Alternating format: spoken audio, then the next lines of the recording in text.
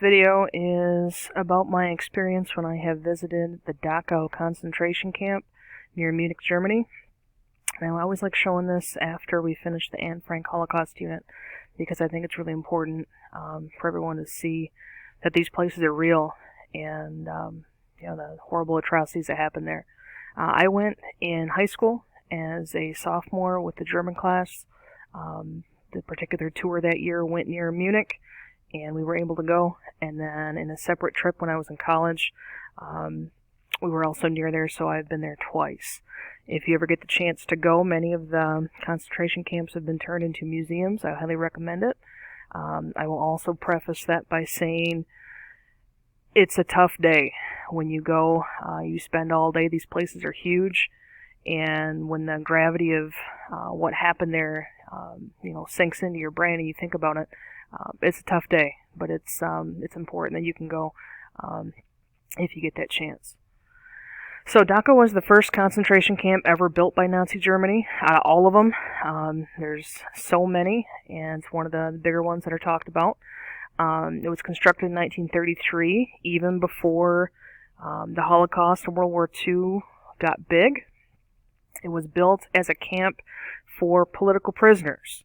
If someone had different political opinions than the ruling power, you could be arrested, and Dachau was probably a place where people like this were sent. Now, different camps had different types of record keeping. At Dachau, it shows in the records that just under 32,000 people were killed there. But who knows if those are accurate? They could be incorrect. There could have been many, many more. Especially near the end when the Nazis knew that the Allies were closing in. They didn't necessarily, keep records. They just, were under the final solution where they wanted to kill as many people as possible. And record keeping kind of went out the window. So, question here. How big was the concentration camp at Dachau? The red line shows the general outline. And I'm going to kind of superimpose that onto our town here. So here's our map in Cairo. And if you think of the school would be kind of right here in this area where the arrow cursor's going. The water tower would be here. Walmart's out here, obviously. Middle of town would be right here. Cass City would be going up here. Reese would be going this way, down here towards Saginaw. 24, this would be going towards Mayville. This would be going up towards Unionville. So this is kind of the general area of Cairo. And I'm going to superimpose the size of Dachau onto our map so you can kind of just understand how big it is. Dachau is roughly just over 13.5 square miles. So it wasn't square shaped. But if you were to do a square shape, superimposition like this is here, we're talking about, 3.5 miles by 3.5 miles, little give or take some. So it's huge. And when you go there, it takes all day to see the grounds and walk the whole grounds. These places are not small. They're meant to house and, kill thousands upon thousands of people. So they're not tiny places. It's horrific, size alone. When you first get to Dachau, you walk in, and since the camps have been liberated, they have had different artists. They've been asked to create tasteful art to kind of depict and help remember what has happened there. This particular one, when you come in, it shows the dates. The camp was open 1933 to 1945. But it also shows, it looks like emaciated people, twisted, and it's also meant to represent barbed wire. The people themselves are twisted like barbed wire. Also, it can be the way that those bodies were thrown into mass graves and things like that. Throughout the camp, there are different displays in multiple languages. People from all over the world visit these places. The top language here would be Hebrew. Second language here would be French, English, German, and then this would be Russian, Cyrillic. And then notice the stones up here in the top ledge. The little individual stones. I'll explain those in a minute. all over the camp, not just at Dachau, but various camps. There were gates and different overhangs with this phrase, Arbeit macht frei. And in previous discussions, I've explained that in German, Arbeiten is the German word for to work. Macht is the verb for to make or to do. And frei is freedom. So work will make you free. And it's just an example of, Nazi psychological warfare here, where people will come in and think, oh, I can work hard and secure my freedom, and that is not the case whatsoever. Another close-up of the gate. Alright, here's another example of one of the displays. We've got French, English, German, and Cyrillic, which is Russian. In English it says, "May the example of those who were exterminated here between 1933 and 1945 because they resisted Nazism, help to unite the living for the defense of peace and freedom and in respect for their fellow man."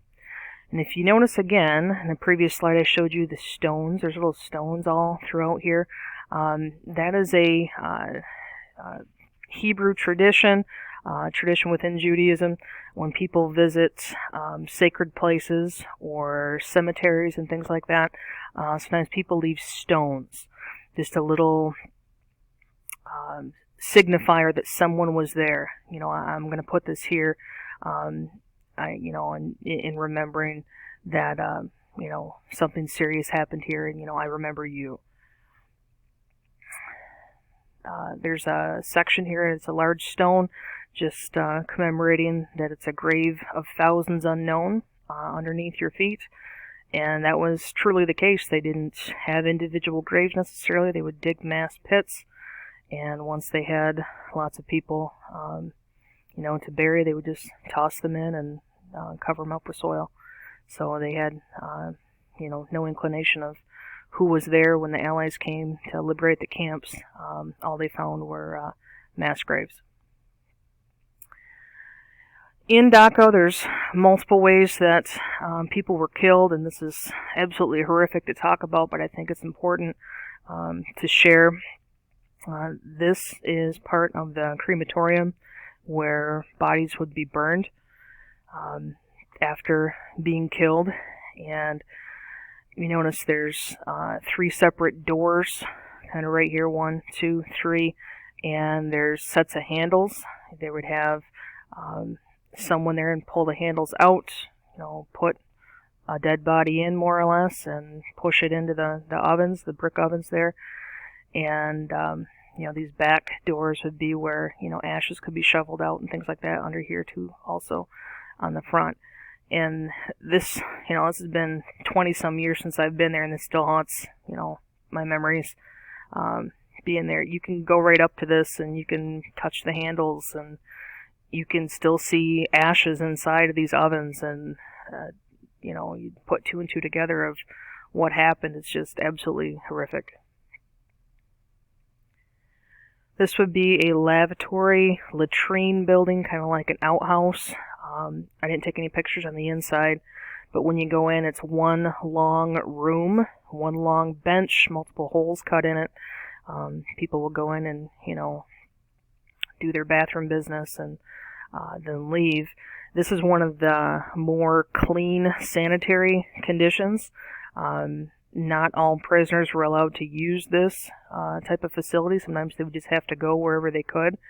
In the back of the building, there were hatches on the bottom part of the building where people would have to lift up the hatch and then, dispose of containers of the human waste. Train tracks go all through the camp.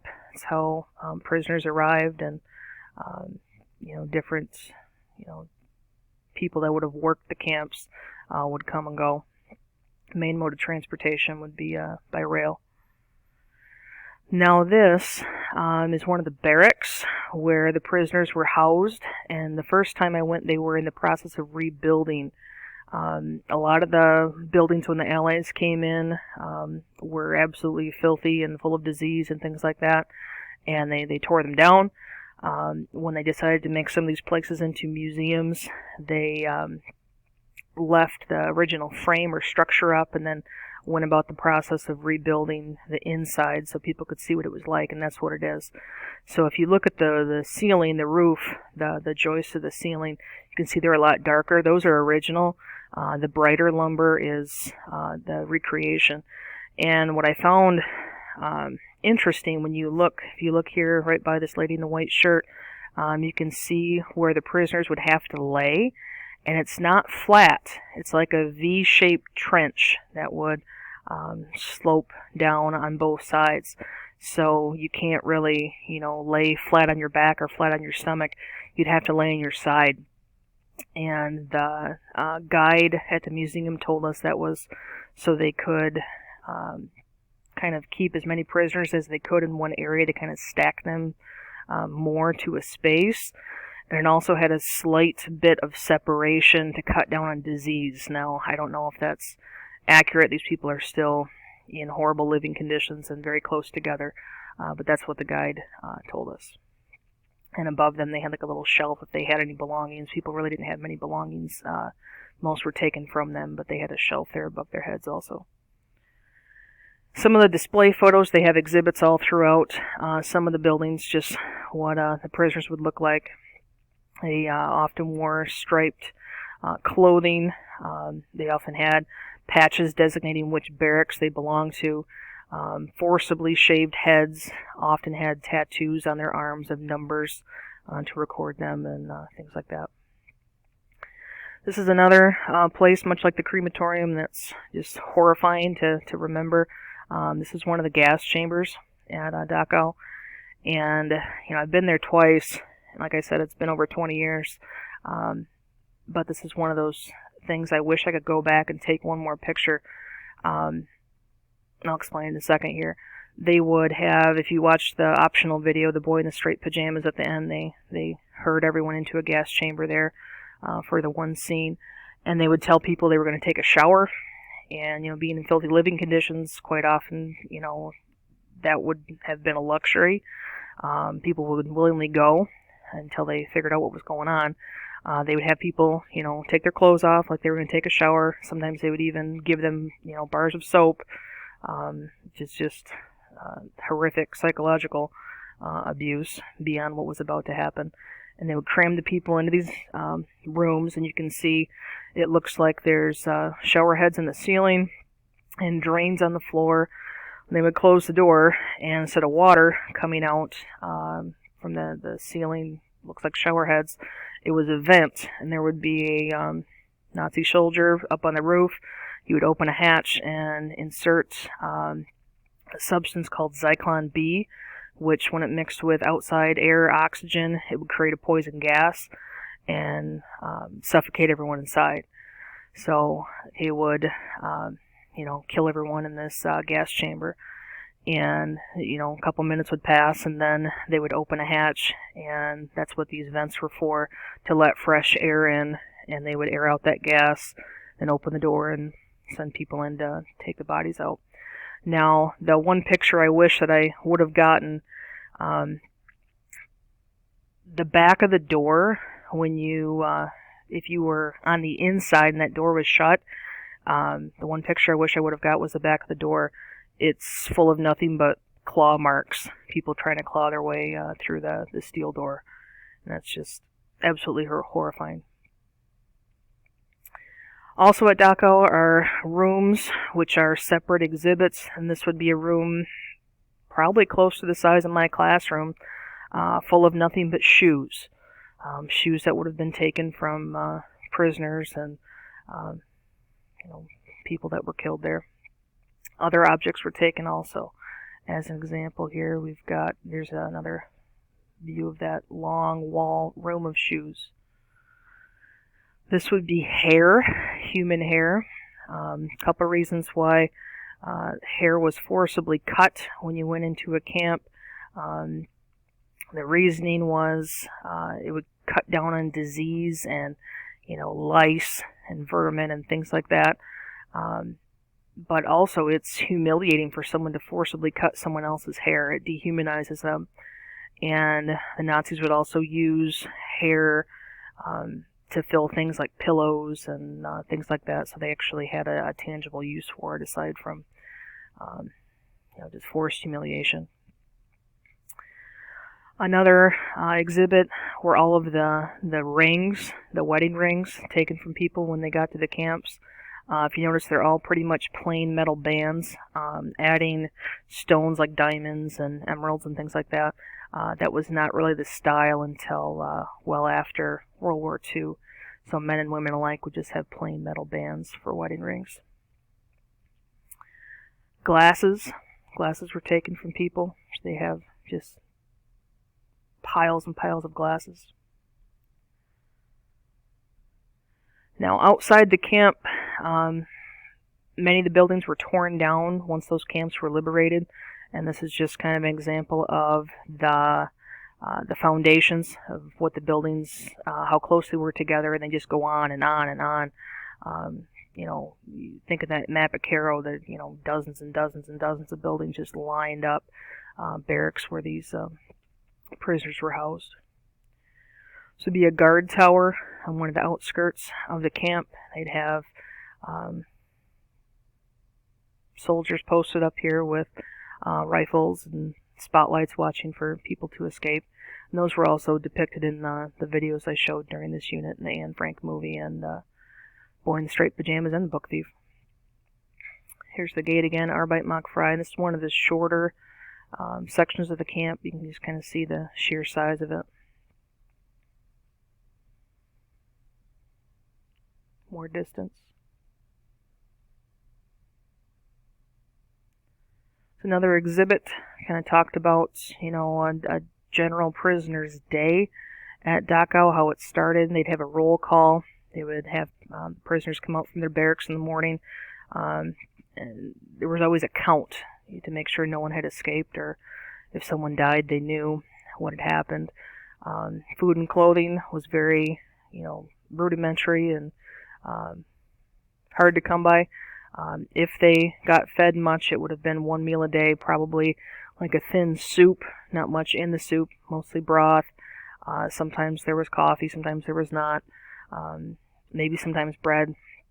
But, by all means, these people were, on the brink of starvation. And, the elements outside, the clothing was not warm by any stretch. Some more confiscated things. These would have been baskets and like suitcase type things. And the thing here, you've got people with their names and their addresses on them of, where they lived. This would have been a uniform, one of the prisoner uniforms. This would have designated that they lived in barracks B, and then their prisoner number here, which probably would have also been tattooed on their forearm. And then they have this statue here toward the exit of the camp. That's now a museum. It says, Den Toten zur Ehre, den Lebenden zur Mahnung. And that simply means to honor the dead, to warn the living. There's probably a lot of questions. There's a couple I'm going to run through here real quick. To understand why this all happened, people have, a lot of these red questions here. Why didn't the Jews just up and leave Europe? Why didn't they, or more of the Jews, resist the Nazis? Or why didn't more Jews lie and say that they weren't Jewish? So we're going to talk about those three answers before this is done. So why didn't the Jews just leave Europe? Well, some were able to. We talked about in previous meets that some people were able to go to neutral countries that had not taken a side during the war to run and flee and start a new life or maybe live with family, but most couldn't. They didn't have a place to go. They didn't have the money. And then sometimes if they would have waited too late, they'd already have their paperwork marked, so they couldn't leave. They'd have that J for Jew or J for Jude in German stamped on their passport, so they couldn't just cross the border. And you think about it, you've got all these millions of people that are Jews. They can't just up and leave en masse. They can't go to an entire new continent all at once. It just was not that easy. So why didn't more Jews just resist the Nazis? Some did, but most couldn't. They were outnumbered. They were unarmed, unable to fight back. easily overpowered. Sheer numbers of people overwhelming other numbers of people. Why didn't the Jews just lie and say that they weren't Jewish? Well, it's kind of a sticky situation. It's not really the case in our society and our culture, but sometimes your own name would give you away. You didn't necessarily have to be a practicing Jew in that you believed everything about the faith. Remember, the Nuremberg laws considered someone to be a Jew if you had family members in your past that were Jews. And that might have been the case in this situation here. A lot of Jewish names end with the same suffixes, Berg, Stein, or Man, Man being one N. If you had your last name ending with Man with two N's, M-A-N-N, that was usually German. But if you had like Heidelberg, Bernstein, Goldman, those were dead giveaways that you probably had Jewish heritage. So you couldn't hide from that if that was your name. Another reason some Jews just didn't lie, and I would say this the world over, regardless of whatever your religion is, if someone is religious, they're going to consider their faith to be sacred, that being any religious faith. And if people are religious, they're not going to be willing to go against their beliefs, regardless of circumstance. They're willing, to die for their beliefs instead of going against that faith. Now, on the other hand here, why didn't the Jews just lie and say they weren't Jewish? Some did. Some people turned their neighbors in if they were Jewish, even though they might have been Jewish themselves, just to save themselves.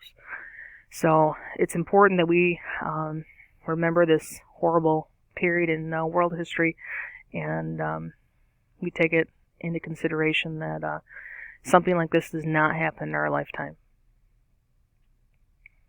We must remember, never again.